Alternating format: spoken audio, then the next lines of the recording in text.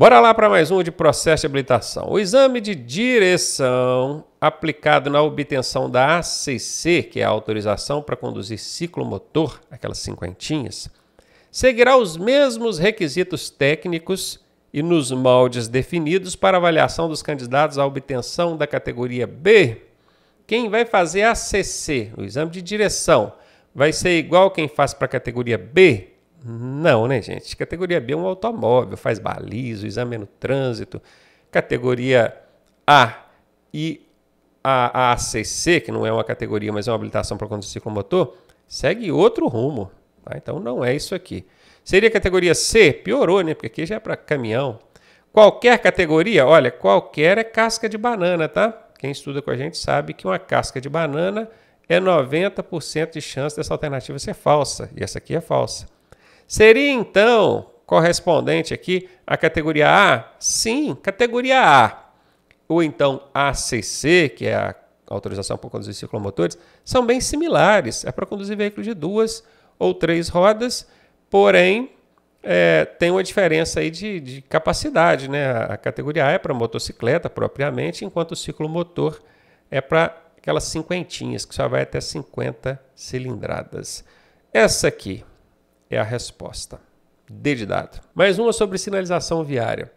Diante da placa A8, você entende que encontrará com um entroncamento oblíquo à esquerda. Entroncamento, gente, é quando você tem uma via subindo e tem outra no formato de um galho de árvore. Imagina que isso aqui seja o tronco e isso aqui seja o galho. Por isso que chama entroncamento, beleza?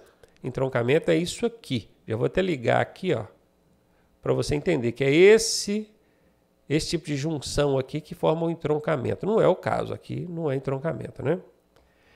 Seria uma confluência. A confluência é o entroncamento invertido. Nós temos a via aqui e a confluência é o galho crescendo para baixo.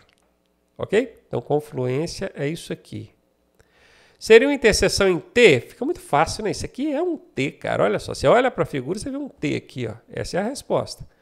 Ou seria um cruzamento? Não, cruzamento é quando tem uma via assim e outra cortando ela exatamente ao meio. Beleza? Então vamos ligar aqui o cruzamento. Vou até apaga daqui.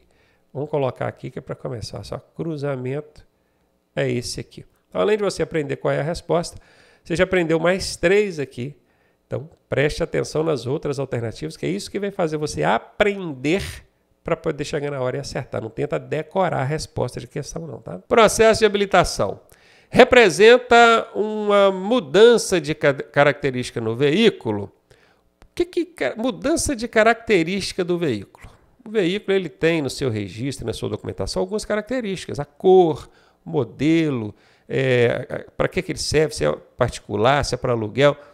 Uma mudança de característica, ela é o quê? Um pneu liso. O pneu está careca. Isso é uma mudança de característica? Não, até porque nem consta na documentação e registro de veículo as condições de uso do pneu, pois subentende-se que os pneus vão estar sempre em boas condições de uso, né? Começou a desgastar ali, você já chegou na banda no TWI, né? Que é o indicador de hora de trocar ali, o pneu você vai trocar. Isso aqui não é alteração de característica, gente, nada a ver. Descarga livre. O motoqueiro vai lá, abre, tira o miolo do escapamento para ficar barulhento. Isso é uma mudança de característica? Não. Porque a mudança de característica em só é aquela que pode ocorrer conforme a legislação de trânsito. É óbvio que mediante a autorização da autoridade de trânsito, mas ela pode ocorrer. E uma descarga livre ela não pode ocorrer. Isso aí é danificar o veículo. Quando você vai lá e tira o miolo do escapamento, isso não é mudança de característica, é um dano que você está causando ao veículo e isso é infração de trânsito, tá? Não pode. Instalação de rádio ou toca-fitas ou multimídia. Bom, rádio, acho que todo mundo sabe o que é, aparelho de rádio. Toca-fitas, talvez a maioria de vocês nem saiba, né? Vocês já viram aquelas fitas que ficavam armazenadas o som ali, que a gente colocava e rolava a música? Pois é, milhões de anos atrás, isso existiu. Até hoje o Detran coloca isso das provas, olha só. Ou multimídia, que é o que hoje a gente encontra em todos os veículos, né? O multimídia já vem aí embutido rádio dentro dele, obviamente. Quando você instala qualquer um desses equipamentos no veículo, você está fazendo alteração de característica? Não. Isso não é alteração de característica. Não consta no registro, na documentação do veículo, que ele tem rádio ou não tem. Tá? Isso não é. Agora, rebaixar a suspensão. Aí sim. Aí você está fazendo uma alteração de característica no veículo, característica de fábrica, que já foi analisado por engenheiros, por profissionais competentes, em equipamentos adequados, que ele precisa da suspensão de tal tipo, você vai lá e mexe na suspensão. Até é possível fazer isso, mas primeiro você precisa pedir uma autorização à autoridade de trânsito, justificando por que você está fazendo essa alteração. Você, muitas vezes, não é nem rebaixar, às vezes é aumentar a suspensão, porque o veículo carrega mais peso e coisa e tal. E depois de autorizado, esse veículo precisa passar por uma inspeção no Inmetro para demonstrar que aquela alteração não prejudica o funcionamento do veículo, nem coloca você em risco. E aí isso vai constar na documentação do veículo, que ele teve essa alteração de característica autorizada pela autoridade de trânsito, passou pela vistoria do Inmetro, tudo ok, aí você consegue. Agora, você simplesmente ir lá e cortar a suspensão do seu veículo para rebaixar ele, isso é alteração de característica, isso é infração de trânsito e o veículo fica retido, tá? Não sai de lá não. Letra D de dado, a resposta aí. E aí, tá gostando da aula? Eu sou o professor Ronaldo Cardoso e tenho o caminho das pedras para você chegar à sua aprovação da forma mais suave possível. Se você fizer exatamente o que eu te pedi, eu garanto que você passa. Clique aqui no primeiro link da descrição e vem ser aprovado com a gente. Questão sobre infrações e penalidades. O pagamento da multa poderá ser efetuado até a data do vencimento expressa na notificação por... Esse por é por quanto? Quanto do valor dessa multa que eu vou pagar?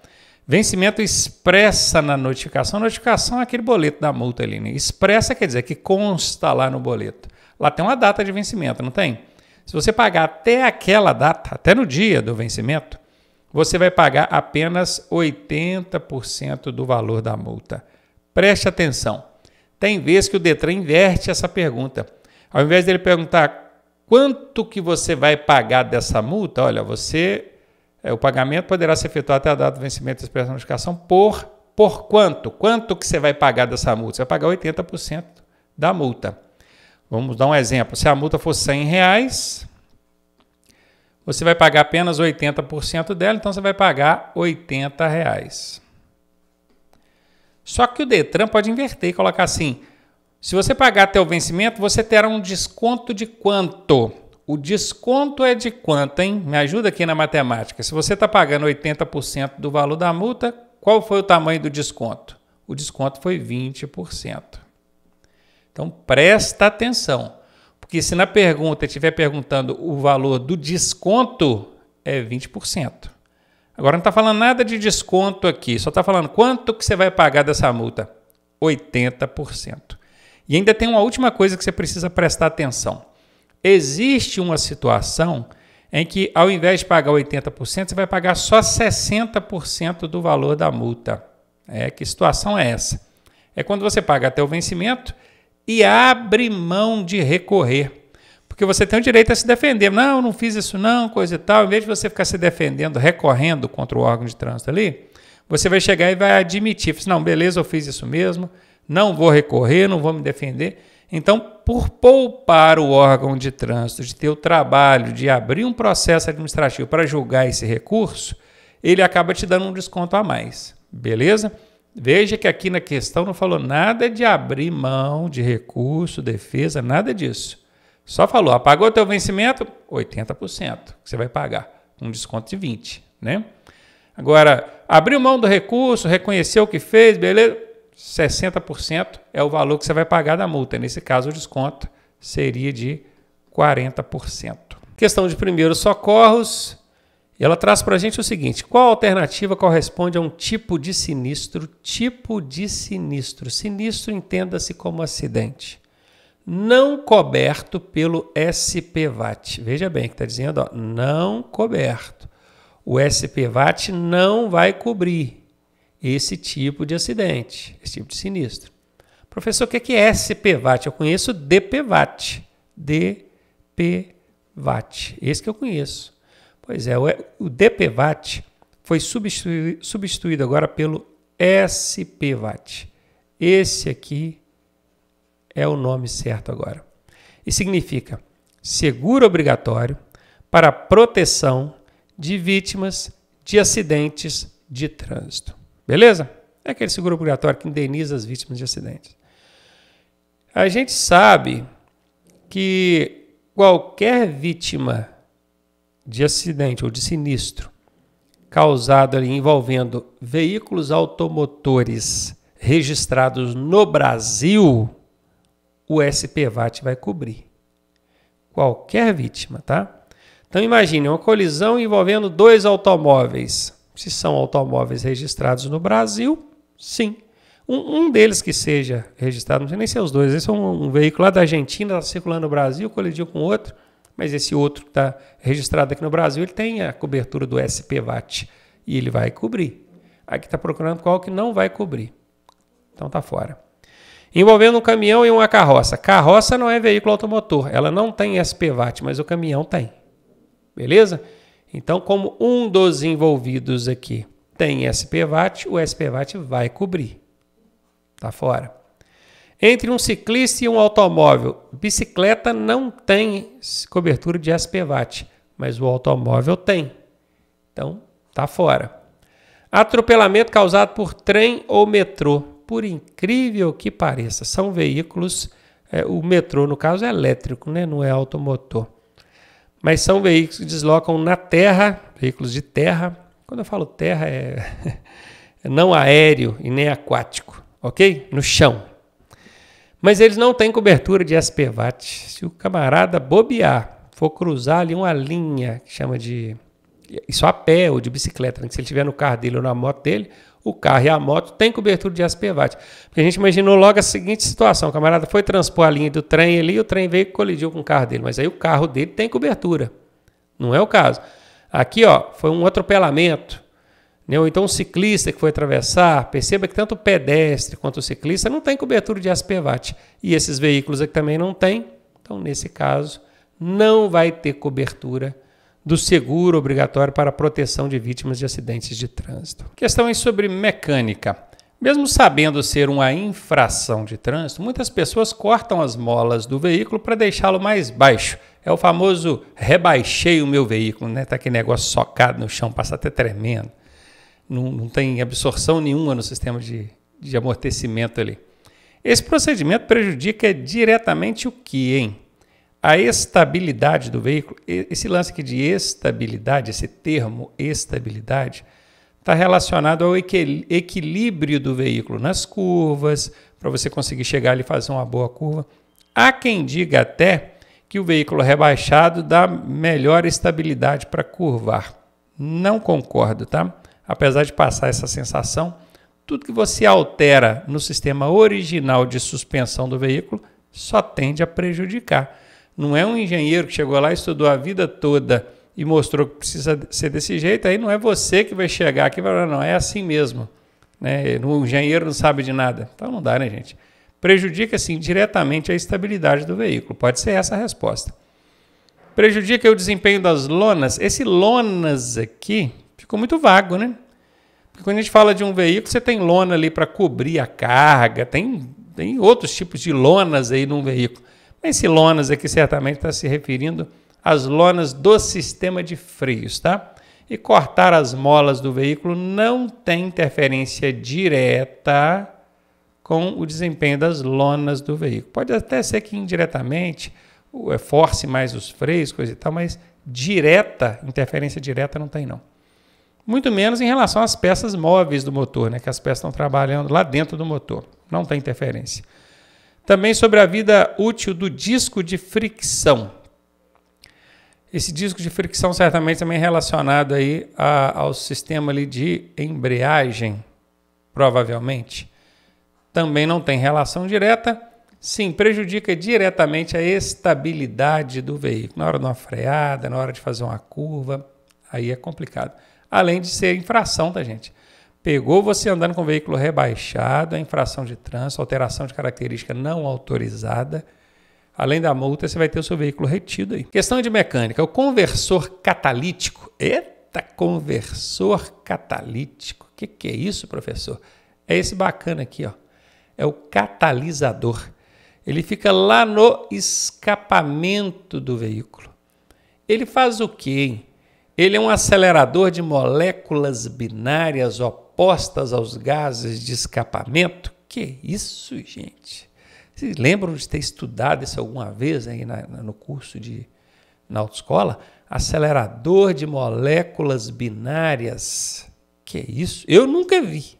Se você viu, poxa, se você nunca viu, meu amigo, com certeza não é a função do catalisador. O Detran inventou isso aqui para complicar a sua cabeça e pensar, nossa, que questão difícil. Nada, está só te complicando, tá?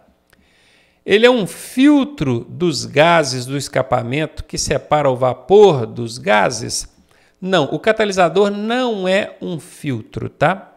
Ele é um conversor. O que é conversor? Converte, transforma. E ele transforma o quê? Ele transforma gases perigosos em gases não perigosos. E esse perigosos, na prova, costuma falar nocivos. O que é nocivos, professor? Perigosos.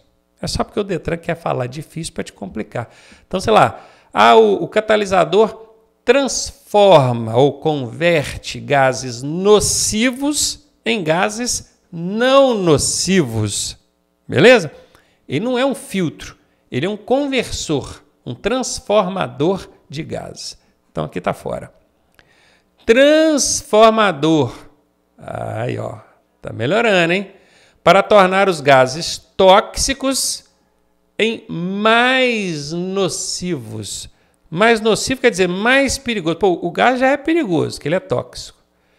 Aí vai transformar ele em mais nocivo. Nocivo eu falei com vocês que é perigoso, não falei? Nocivo e perigoso é a mesma coisa? Pois é. Então não é. Se fossem menos nocivos ou menos perigosos, aí faria sentido. Mas aqui não pode, né, gente? Tá fora. Ele é um transformador de gases tóxicos em gases não nocivos ao meio ambiente, não perigosos ao meio ambiente, à saúde humana. E aí entra aquele macete das alternativas brigonas, que eu já ensinei em outras questões e vou reforçar aqui. A letra C está falando que o catalisador transforma os gases tóxicos em gases mais perigosos, quer dizer, mais nocivos. E a letra D está falando que ele transforma esses gases tóxicos em gases não perigosos ou não nocivos. Se tem uma brigando com a outra, uma está falando que vai transformar em gás mais perigoso. A outra está falando que vai transformar em gás menos perigoso. Uma está brigando com a outra. São alternativas brigonas. Quando você identifica duas alternativas brigonas numa questão, anote, obrigatoriamente, a resposta vai ser uma das duas brigonas. Porque uma das duas está falando a verdade. Beleza? E nesse caso aqui está falando a verdade a letra D. Professor, mas tudo bem, eu identifiquei aqui as duas brigonas que são a C e a D. Mas eu não sei qual que está falando a verdade. Chuta. Pelo menos aí você vai chutar só entre duas, né? Você tem 50% de chance de acertar. Agora imagine se você não aplicar o macete. Tiver que chutar entre 4. É muito mais difícil de acertar, não é? Macetaço aí para você. Questão sobre mecânica. Qual dos itens abaixo pode ocasionar o processo de oxidação? Oxidação é algo que acontece, um dano que acontece quando você coloca água de torneira. Água que você pegou ali numa mangueira, no posto de combustível. Completa aí a água do sistema de arrefecimento, aquela água pura, né? E aí você vai oxidar ali o motor do seu carro, porque está circulando ali água sem um aditivo antiferrugem. Oxidação é o mesmo que ferrugem. Guarde isso, ferrugem. Se você deixa de usar um aditivo na água do radiador ou na água do sistema de arrefecimento, um aditivo antiferrugem, vai acontecer a ferrugem, que é a oxidação. Beleza? Se aqui tivesse usado a palavra ferrugem, você já ia logo relacionar ferrugem com antiferrugem. Aditivo é aquele vidrinho ali que a gente põe junto com a água. E aí você ia relacionar que essa é a resposta. Mas o Detran não vai facilitar a sua vida. Aí vai colocar oxidação. Só você guardar. Oxidação é ferrugem. Ferrugem você combate com aditivo antiferrugem. Não pode botar água de torneira pura lá no motor. No motor não. No sistema de arrefecimento do seu carro. Beleza? Letra C aí foi para conta. Primeiros socorros. E a questão diz o seguinte: somente poderá ser removida uma vítima do local do acidente sinistro, acidente, se... Olha, remover, gente, remover vítima do local do sinistro quebra uma das 10 regras sagradas. Existem 10 regras sagradas em primeiros socorros e uma dessas 10 regras é: não remova a vítima, deixe ela lá, onde está. Só que toda regra tem exceção. E aqui está tratando exatamente da exceção, ó, somente, só se for em casos extremos. Vamos ver? Se ela pedir, não me tira daqui. Não, esse não é um caso extremo. Se não for possível a chegada do resgate até o local, pense, o resgate não pode chegar até lá, ou você não conseguiu acionar esse resgate de jeito nenhum. Vocês estão num lugar totalmente remoto. Vamos supor que você seja um dos envolvidos e vocês estão lá, você está bem, tem gente machucada, ferida, você não consegue acionar resgate, não consegue chamar ninguém para poder ir ter um resgate. Então, aí sim, é um caso extremo, pode ser. Se ela estiver correndo risco de morte, não necessariamente. Muita gente marcaria essa resposta. Talvez você tenha marcado essa, né? Mas não necessariamente. Muitos casos de vítimas ali correndo risco de morte, mas que você não deve remover a vítima. Por quê? Porque o socorro pode chegar até ela. A preferência vai ser sempre o socorro chegar até a vítima e nunca a vítima ir até o socorro. É muito melhor você levar a ambulância, os equipamentos, o pessoal até a vítima, do que pegar essa vítima e levar lá no socorro especializado. Esse transporte, essa remoção que você vai fazer com essa vítima, 90% das vezes vai causar dano a ela. Você não tem ali uma maca, você não tem um equipamento adequado, você não tem treinamento adequado. Por melhor que sejam as suas ações, nunca vai ser igual de um pessoal especializado, treinado com os equipamentos adequados. Ok? Então isso aqui, ó, não. Se ela estiver inconsciente, então eu posso levar ela? Não, não pode. Só nesse caso aqui, se não for possível a chegada do resgate até o local. Aí sim. Letra B de bola é a resposta. Direção defensiva. O procedimento correto do motociclista durante uma curva aí tem uns 3 pontinhos, porque é o quê? É acelerar forte.